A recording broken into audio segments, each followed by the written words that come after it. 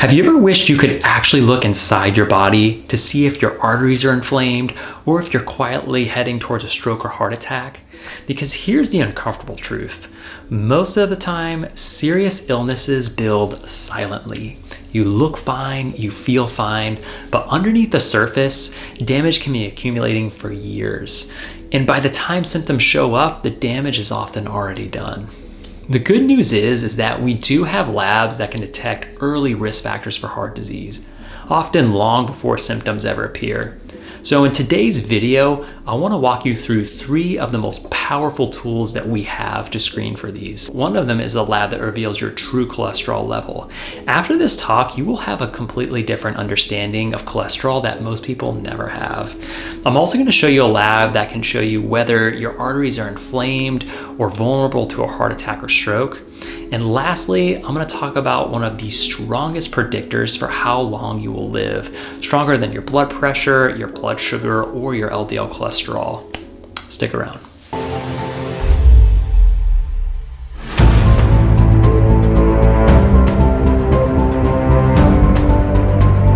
Hey guys, I'm Ben and thank you so much for checking out my channel. If you want more health related content, please like and subscribe.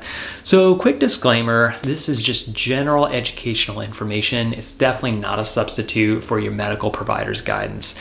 Many of the lab values that I'm going to talk about today are what are called risk enhancers, labs that help clarify risk or guide follow-up when there's a concern or when there's other risk factors present. So always talk with your own provider about what applies to you. And as we'll get into, I think these labs are going to be more widely implemented in the future. There's definitely a lot of discussion about them. And even if you don't come away with ordering any of these labs, my goal is that you walk away with a much better understanding of what actually drives heart disease and inflammation and what these labs actually represent. So when we evaluate patients, we look at a lot of different pieces of information. We look at the physical exam, vital signs, your symptoms, family history, all these different things. But sometimes labs are the very first clue that something is happening underneath the surface. And the truth is what's going on inside your body doesn't always match how you look or how you feel on the outside. So you might be sitting there and thinking to yourself, look, I feel great. Why do I need to be worried about this? Well, the truth is that many chronic illnesses, like I was saying, were completely silent. The Bogalusa heart studies prove this. Researchers looked at children and followed them for decades. And they were looking at different cardiac risk factors, things like high blood pressure, cholesterol, and saw what happened in the future to them. Now, some of them did tragically die in accidents at a young age, and their autopsies found something very interesting. Many of these young people, a lot of them seemingly healthy on the outside, had things like fatty streaks and early plaque in their arteries of their heart. Now, this is surprising, of course, because I think a lot of us, when we think of heart disease, we think of someone who's much older and, only severely overweight.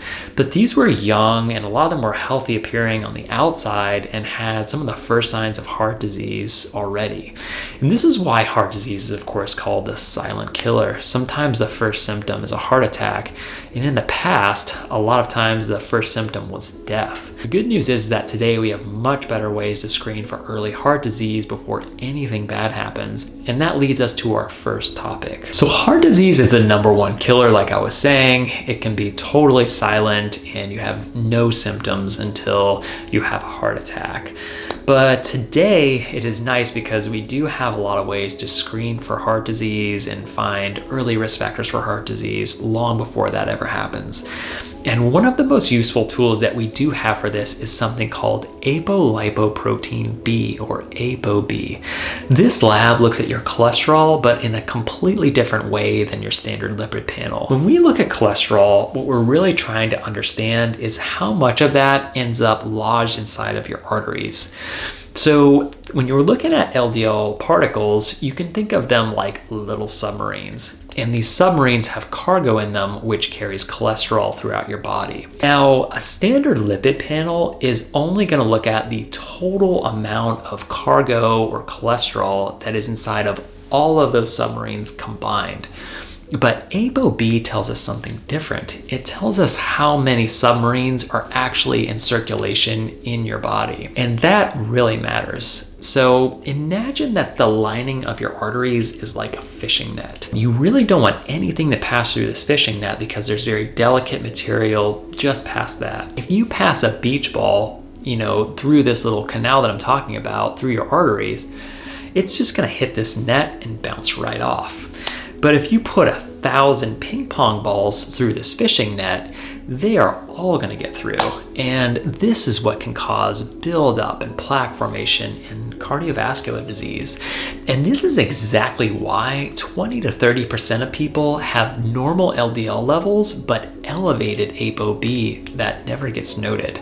Their cholesterol levels look fine, but the number of particles is high, and that's what drives risk. So there's two different aspects of heart disease that I want to talk about today. I've talked about the one, which is ApoB, which talks about cholesterol and plaque formation. The other one is what I'm going to get into next. So there is one issue that sits at the root of nearly every chronic disease that we face. I'm sure you've heard it. It's definitely a buzzword. It is inflammation. And inflammation can be really obvious and loud when it's affecting your joints and you're in tons of pain. But when it's inside your organs and your arteries, inside your body, it can be completely invisible to you, essentially. And so what a lot of people don't actually realize is that we have a way to measure this sort of low-grade inflammation. It's just not typically used in cardiovascular risk assessment. So detecting this kind of inflammation in the tiny lining of your arteries does sound very difficult, but there is a test called a high sensitivity C-reactive protein, that's hsCRP, and it looks for inflammation that's hiding just beneath the surface, even at these really small levels, even when you don't feel it or have any pain or anything like that. And here's what makes this lab so unique. It turns out to be more predictive of a stroke or heart attack than your LDL cholesterol level, which we order all the time. There's actually been large reviews that show that people with the highest hsCRP are at nearly a 50% increased risk of heart attack or stroke over the next 10 to 20 years compared to those with the lowest levels. Another meta-analysis has shown that being in the highest hsCRP category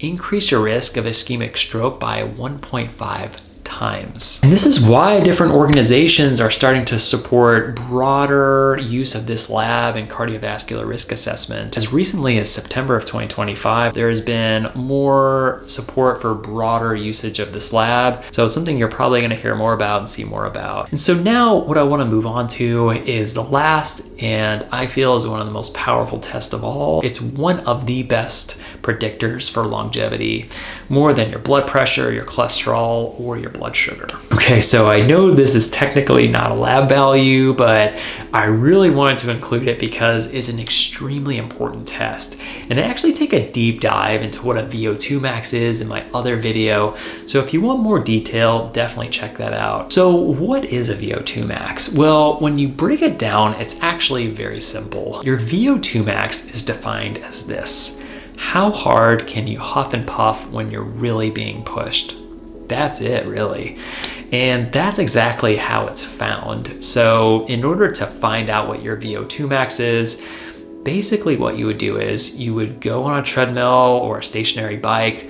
The speed would continue to be increased. You would be working really hard, huffing and puffing, and the test would end when you really couldn't go on anymore and you would just tap out, and that would give you your VO2 max. Now, I know that sounds brutal, but that's how it's found. And you can get an ultra precise version of this in a lab, but most smartwatches can actually give you a pretty good estimate of what it is when you're working out. And here's why this matters so much. So across multiple massive studies with hundreds of thousands of people, those with the highest VO2 max live the longest and the healthiest. And you might be sitting there saying, well, that makes sense for heart disease, of course. You know, a stronger, better conditioned heart leads to less cardiac issues and cardiac related deaths. But here's the part that's really interesting. A high VO2 max did not just reduce heart-related disease.